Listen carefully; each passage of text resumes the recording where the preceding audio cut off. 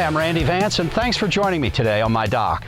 You know, if there was ever a success story in boat building in America, it would be Alumacraft.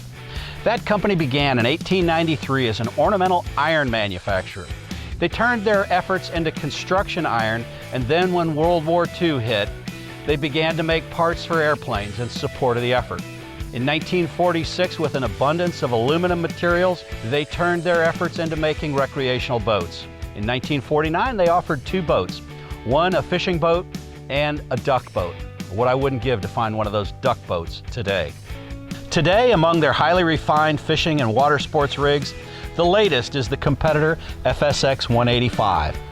With a maximum 175 horsepower, the 18-footer is quick, agile, fuel efficient, and can easily be towed behind a mid-sized vehicle. Alumacraft was one of the first to begin removing wooden structures from within their boats. A built-in insulated cooler is built with no wood. So are dual aerated live wells that run on timers to conserve battery power. She's pre-rigged with a trolling motor, a standard Infinity PRV 135 Bluetooth stereo with 2 speakers, and a 12-volt and a USB charge port. Alumacraft's exclusive Alumatrack accessory rails mean you can customize your boat, adding rod holders, cup holders, or tool caddies wherever your fishing style dictates. When the bite is off, the FSX 185 Sport is ready for family fun when equipped with the optional tow pylon.